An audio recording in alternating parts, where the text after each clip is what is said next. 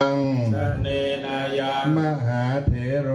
มหาเถโรสิริวิชโยสิริวิชโยมุจจเตจเตเยชนาเตชนา อภิภูเชนติ อภิภูเชนติ เตสังเตสังโสถี โสถี โหตุ โหตุ สัพพทาสัพพทาพระมหาเถระเจ้าองค์นี้พระมหาเถระเจ้าองค์นี้มหาชนทั้งหลายมหาชนทั้งหลายขนานนามว่าขนานนามว่าครูบาเจ้าศรีวิชัยครูบาเจ้าศรีวิชัยมหาชนเหล่าใดมหาชนเหล่าใดได้สักการะบูชาแล้วได้สักการะบูชาแล้วด้วยความเคารพอย่างยิ่งในความเคารพอย่างยิ่งแด่พระมหาเถระเจ้าองค์นั้นแด่พระมหาเถระเจ้าองค์นั้นมีนามว่าครูบาเจ้าศรีวิชัยมีนามว่าครูบาเจ้าศรีวิขชัอยความสุขสวัสดีขอความสุขสวัสดีจงมีแด่มหาชนทั้งหลายเหล่านั้นจงมีแด่มหาชนทั้งหลายเหล่านั้นทุกเมื่อเทินทุกเมื่อเทินวันทามิพันเตสัพพังอปาราทังธรรมะธธรรมรรมเมพันเตมยากาตังบุญยังสามินาอนุโมตัพพังสามินากาตังบุญยังไมหังทาตัพังสาธุสาธุอนุโมทามิทุกท่านอธิษฐาน1 นาทีก็ขอนโมทนาสาธุการขอเจริญพรท่านนัทเดชผู้ลีลาท่านนายอำเภอและคุณนายเข้าประจำที่ใส่บาตรพระทหารและท่านนายกใหม่เทศบาลเมืองสุเทพท่านสุรเชษฐ์ตาคำมาทุกท่านเข้าประจำที่เนอะเพื่อให้เสาแก้วพายุพระอาจารย์จุฑาลักษณ์สมบัติเข้าประจำที่ก่อน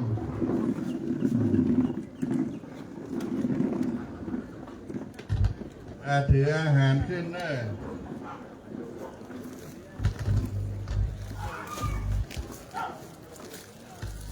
ถืออาหารขึ้นแล้วก็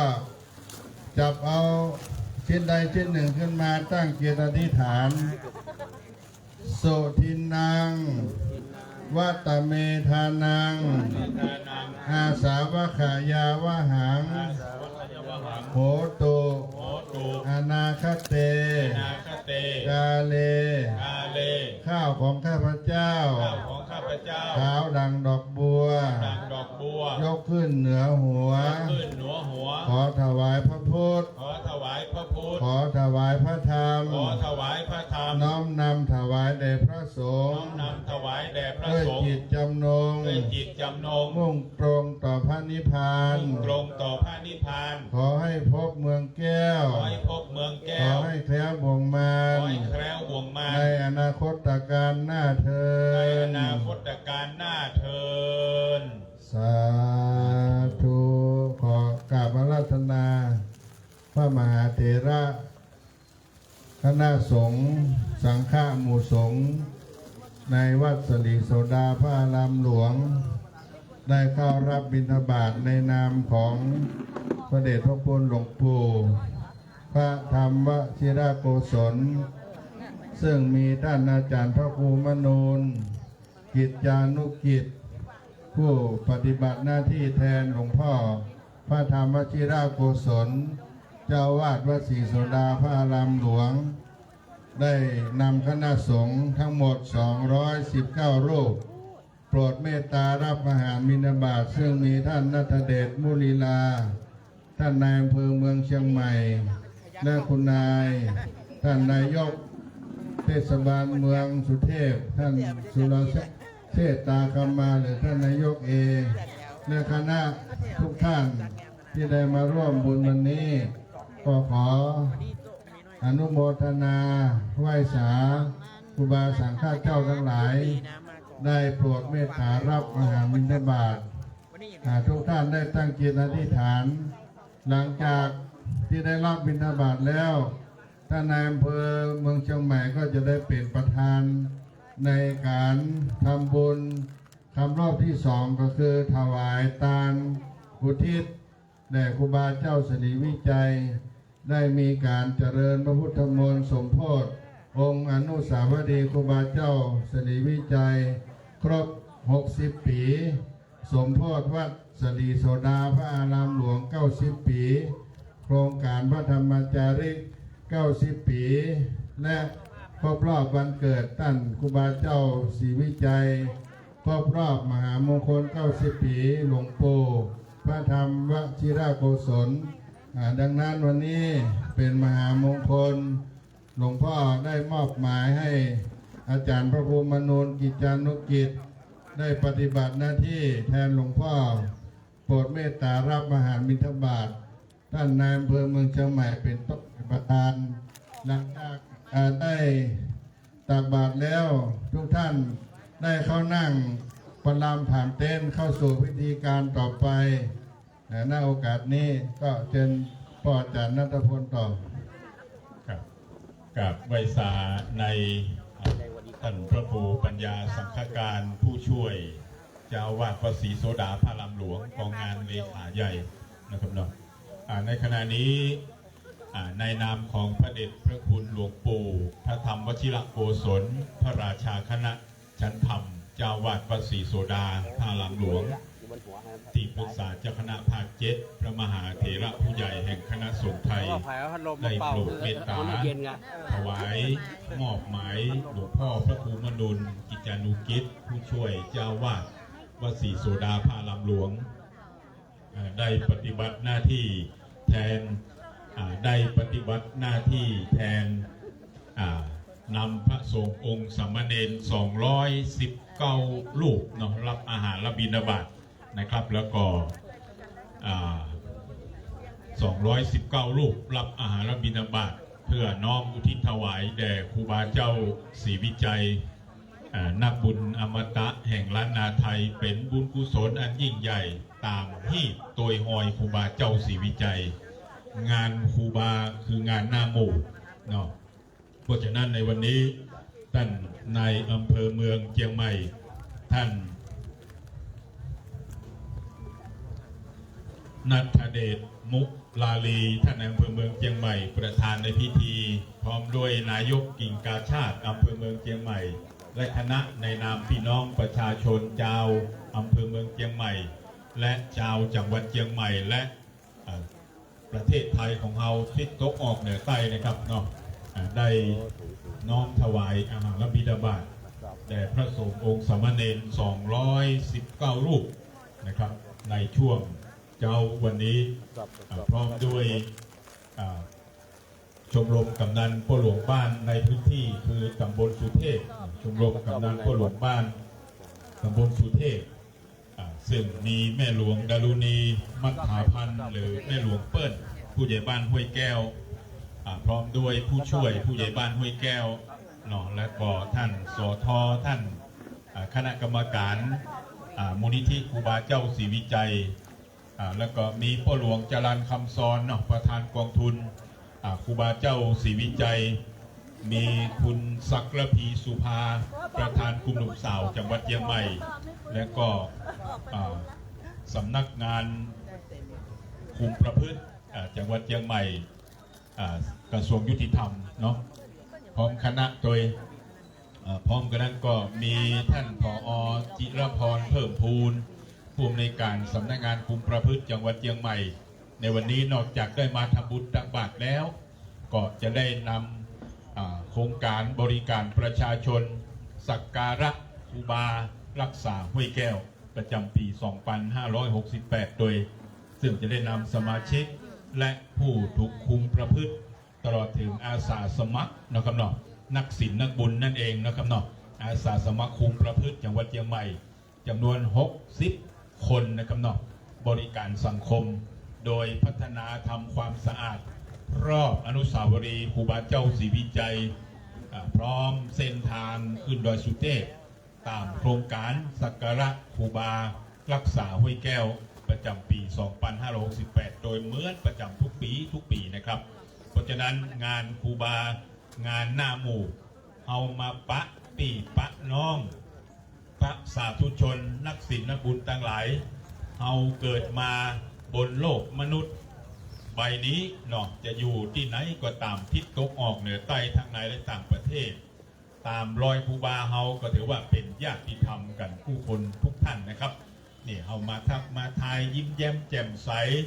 ช่วยกันพัฒนาบ้านเมืองเหมือนครูบาเจ้าศรีวิจัยนักบุญอมตะแห่งล้านนาไทยได้ปฏิบัติที่เฮาเป็นแบบฉบับเป็นแบบอย่างเฮาท่านทั้งหลายเกิ่งครูบาเจ้าก็บ่ได้นะครับเนาะที่ได้ประพฤติวัดปฏิบัติธรรมวิปัสสนากรรมฐานอย่างยิ่งยวดนะครับเนาะเพราะฉะนั้นในปีทุกปีก็จะมีทุกที่เกี่ยวข้องกับครูบาเจ้าศรีวิจัยบอกว่าจะเป็นตึงในจังหวัดเชียงใหม่เฮาหลายวัดหลายวานะครับเนาะในลำพูนในเชียงรายแป้น่านพะเยาและก็ที่อื่นๆตัวเหมือนจะเห็นอาจารย์พินานวุฒิชาติคำปันเขาด้วยนะ สาธุโมทนาบุญน่ะโอ้แวบวองแวมนี่พวกก็เป็นศิษย์เก่าแล้วก็แม่เลี้ยงนนดลสุภกิจแม่เลี้ยงใหญ่จากสันทรายเขาด้วยนะครับเนาะอันนี้ก็ถือว่าเป็นลูกศิษย์ลูกโยมครูบาเจ้าศรีวิจัยเนาะเป็นลูกศิษย์ลูกโยมในพระเดชพระคุณหลวงปู่พระธรรมวชิระโกศลด้วยนะครับมาเลยครับแม่เลี้ยงนนดลถือว่าแม่เลี้ยงเอิงไพตลาดต้นพยอมโดยโอ้นี่ก็กาดใหญ่เลิศนี่ครับกาดต้นพยอมนี่ใกล้เนี้ยนะครับเนาะเพื่อกระทำบุญตักบาตรที่ตลาดต้นพยอมเป็นประจำถึงวันพระสงฆ์องค์เนรที่มีโอกาสเดินบิณฑบาตกันอย่างนี้ครับอย่างที่เฮาหันเนี่ยเนาะวันนี้ก็ถือว่าเป็นภาพที่เฮาท่านทั้งหลายได้ร่วมทำบุญตักบาตรตั้งแต่เช้ามืดมาจนกระทั่งบัดนี้นะครับเนาะก็เพื่อน้อมถวายอุทิศถ้าตักบาตรแล้วก็เชิญทุกท่านเข้ามาที่นั่งรับรองที่เก้าอี้เนอะเราจะได้ร่วมพิธีคำรบที่สองในทัศต่อไปนี้นะครับเราก็จะได้ร่วมทำบุญอุทิศมุทิตาลำลึกนะครับเนาะแด่ครูบาเจ้าศรีวิจัยซึ่งในวันนี้หลังจากทำบุญตักบาตรแล้วก็จะได้มีการเจริญพุทธมนต์นะครับนนำโดยกราบไหว้สารัตนานะครับเนื่องในชาตการ147 ปี147 ปีวันกำเนิดครูบาเจ้าศรีวิจัยตรงกับวันนี้11 มิถุนาแล้วก็สมโภช60 ปีอนุสาวรีย์ครูบาเจ้าศรีวิจัยณควงอนุสาวรีย์ครูบาเจ้าศรีวิจัยวสีโสดาพระลำหลวงนี้ณหมู่บ้านน้ำตกห้วยแก้วเองนะครับเนาะเพราะฉะนั้นก็ซึ่งดำเนินการโดยวัดศรีโสดาพระลำหลวงกองทุนน้อมลำลึกถึงครูบาเจ้าศรีวิจัยและก็หมู่บ้านน้ำตกห้วยแก้วเจ้าของพื้นที่ที่นี่เพราะฉะนั้นก็หลังจากที่เราทำบุญตักบาตรแล้วนะครับเราก็ขอเชิญน้อมเชิญเจริญพรท่านสาธุชนนักศีลบุญทั้งหลายเข้านั่งที่รับรองที่เก้าอี้เนอะวันนี้เขาก็ได้กราบไหว้สาอารัธนาพระมหาเถระแห่งนครพิงค์เชียงใหม่12 รูป12 ตน12 องค์นะครับมาโปรดเมตตาเจริญพุทธมนต์นะครับน้อมมุทิตาลำลึกนะครับในวันนี้ซึ่งมีพระเดชพระคุณพระธรรมเสนาบดีหลวงพ่อเจ้าคณะภาค7เจ้าอาวาสวัดพระธาตุดอยสุเทพราชวรวิหารโปรดเมตตาเดินทางมาเป็นประธานในพิธีนะครับนอกจากนั้นได้กราบไหว้สารัตนาหลวงปู่พระธรรมวชิระโกศลที่ปรึกษาเจ้าคณะภาค7วัดศรีโสดาพระลำหลวงถ้าหลวงปู่เดินทางมาที่นี่ก็สะดวกเกี่ยวกับสุขภาพก็จะได้โปรดเมตตามอบครูบาอาจารย์ผู้ช่วยเจ้าอาวาสวัดศรีโสดามาเป็นองค์แทน